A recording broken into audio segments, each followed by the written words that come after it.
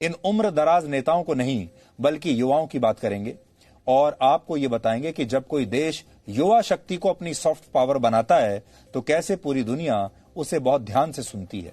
हम आज दक्षिण कोरिया की बात करेंगे, जिसके मशहूर म्यूजिक बैंड बीटीएस ने आज न सिर्फ संयुक्त राष्ट्र में एक भाषण दिया बल्कि एक शानदार परफॉर्मेंस देकर दुनिया भर के युवाओं का ध्यान उस अंतर्राष्ट्रीय मंच की तरफ खींचा जहां अक्सर दुनिया के बड़े बड़े नेता आते हैं और लंबे लंबे और बोरिंग भाषण देकर चले जाते हैं। अगर आप दुनिया के किसी भी युवा से ये पूछें कि क्या वो संयुक्त राष्ट्र में वहां के मंच से बड़े बड़े नेताओं के भाषणों को सुनता है, क्या उसकी संयुक्त राष्ट्र महासभा में कोई दिलचस्पी है, तो ज्यादातर युवा यही कहेंगे कि उनकी कोई दिलचस्पी नहीं। कल से अमेरिका के न्यूयॉर्क में संयुक्त राष्ट्र की 76वीं महासभा की शुरुआत होगी, जिसमें अमेरिका के 78 वर्ष के राष्ट्रपति जो बाइडेन हिस्सा लेंगे। चीन के 68 वर्ष के राष्ट्रपति शी जिनपिंग भी इसमें शामिल होंगे। भारत के 71 वर्ष के प्रधानमंत्री नरेंद्र मोदी भी दुनिया के सामने भारत की बात रखेंगे। रशिया के 68 साल के राष्ट्रपति व्लादिमीर पुतिन भी होंगे और ब्रिटेन के 57 वर्षीय प्रधानमंत्री बोरिस जॉनसन भी आपको वहां पर दिखाई देंगे। कहने का मतलब यह है कि दुनिया के सबसे अनुभवी और उम्र दराज नेता इस मंच पर आएंगे और अपने देश की और दुनिया की बात वहां से करेंगे।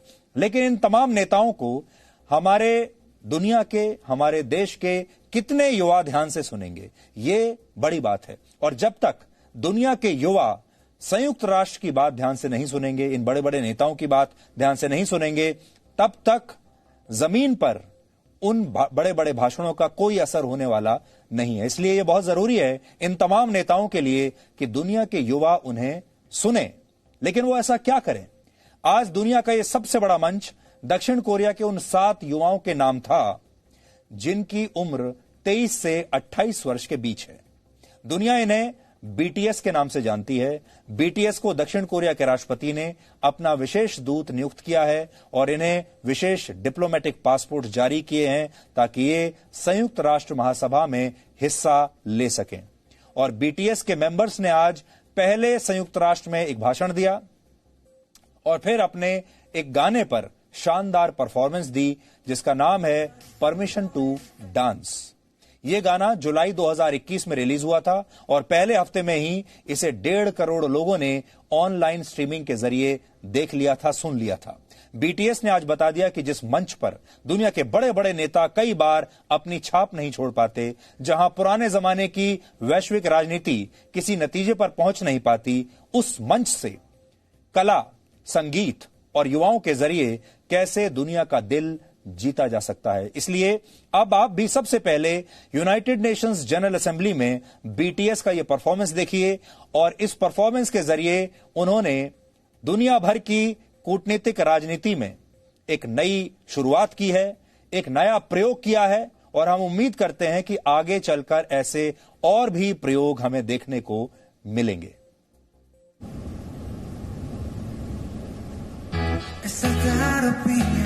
When your heart feels like a drum, beating louder with no way to guard it. When it all seems like it's wrong, say love to Elton John, to that feeling we're just getting started. And when the nights get colder, and the rhythms got you falling behind, just dream up a that moment when you look yourself right in the eye. I just say I want.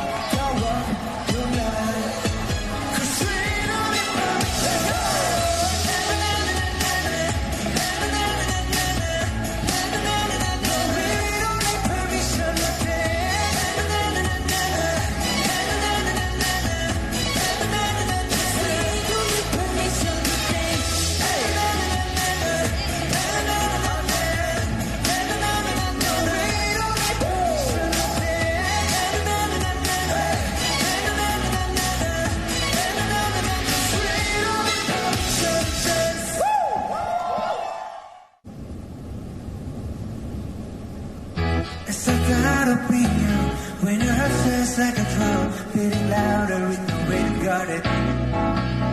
When it all seems like it's wrong, say it louder. तो संयुक्त राष्ट्र पर यह शानदार performance आपने BTS का देखा और ये एक बिल्कुल नया प्रयोग है। अगर हम आपसे ये कहें तो दुनिया भर का जो मीडिया है वो इस खबर को कैसे लेगा? हमें नहीं लगता कि वो इसे, दुनिया भर के जो अखबार हैं वो इस खबर को फ्रंट पेज पर छापेंगे, या दुनिया भर के जो न्यूज चैनल हैं वो इसे कोई बहुत बड़ी खबर मानेंगे। इसे रिपोर्ट जरूर करेंगे लेकिन बहुत नीचे। लेकिन आज यहां जी न्यूज पर डीएनए में हमने सबसे पहले आपको यही खबर दिखाई। वो इसलिए क्योंकि ये दुनिया में बदलाव का एक बहुत बड़ा संकेत है। ये आपको बताता है कि दुनिया में खबरों के मायने बदल रहे हैं, दुनिया में उन लोगों के मायने बदल रहे हैं जो आगे चलकर दुनिया के लिए बड़े बड़े फैसले लेंगे। ये एक बहुत बड़ा प्रयोग है और यही प्रयोग आज हम डीएनए पर कर रहे हैं, क्योंकि हम भी ये चाहते हैं कि डीएनए के जरिए, जी न्यूज के जरिए देश भर के जो युवा हैं वो हमसे जुड़ें। क्योंकि जो भी बात दुनिया भर के बड़े बड़े नेता कहते हैं या हम न्यूज चैनल्स पर जो खबरें दिखाते हैं, अगर इस देश के युवा उन खबरों में दिलचस्पी नहीं लेंगे, अगर वो उन्हें देखेंगे नहीं, तो फिर बदलाव आएगा कैसे? इसलिए ये बहुत जरूरी है कि दुनिया के लिए जो भी बात कहनी है वो ऐसी भाषा में, इस फॉर्मेट में कही जाए ताकि वो युवाओं को आकर्षक लगे, युवा उसे सुने ध्यान से और वो युवाओं के मन पर, मस्तिष्क पर अपना असर भी छोड़ सके। इसलिए दक्षिण कोरिया ने ये जो नया प्रयोग किया, ये प्रयोग पूरी तरह से सफल रहा। इस मौके पर बीटीएस के जो मेंबर्स थे उन्होंने वहां भाषण दिया और उन्होंने कहा कि उनकी पीढ़ी लॉस्ट जनरेशन नहीं है बल्कि वेलकमिंग जनरेशन है। वो पीढ़ी है जो सब चीजों का स्वागत करती है, यानी ऐसी पीढ़ी जो सभी नई बातों का स्वागत करती है, नए प्रयोगों का स्वागत करती है। और आज उन्होंने खुद दुनिया भर के सामने ये एक नया प्रयोग किया है। देखिए, 23 से 28 वर्ष के ये जो युवा हैं, आज ये उसी मंच पर खड़े हैं जहां कल जो बाइडेन खड़े होकर भाषण देंगे। अब बड़ी बात यह है, ये आप सबके लिए एक प्रयोग है और एक असाइनमेंट भी है कि आप भी ये देखिएगा कि बीटीएस ने जो बात कही इस मंच से, उसे कितने लोगों ने सुना होगा आज, और कल जब जो बाइडेन अपना भाषण देंगे इसी मंच से, उसे दुनिया भर के कितने लोग देखेंगे और सुनेंगे। इसके अलावा बीटीएस ने आज ये भी कहा कि कोविड-19 दुनिया के लिए एक ऐसी बड़ी चुनौती है, लेकिन युवा इस चुनौती से निपटना भी जानते हैं। हालांकि बीटीएस ने इस महामारी की वजह से अपने वर्ल्ड टूर के रद्द होने पर निराशा भी जताई। और हैरानी की बात यह है कि जब बीटीएस के सदस्य वहां अपना भाषण दे रहे थे, तब एक ही समय में 10 लाख लोग उन्हें ऑनलाइन लाइव देख रहे थे। यानी उनके भाषण को एक ही समय पर लाइव 10 लाख लोग ऑनलाइन देख रहे थे। यह भी शायद अपने आप में एक रिकॉर्ड होगा, और यह ऐसा रिकॉर्ड है जिसे हमें लगता है कि दुनिया का कोई भी बड़े से बड़ा नेता भी शायद तोड़ नहीं पाएगा। जो बाइडेन भी जब कल भाषण देंगे तो आप देखिएगा कि ऑनलाइन कितने लोग उन्हें सुन रहे हैं।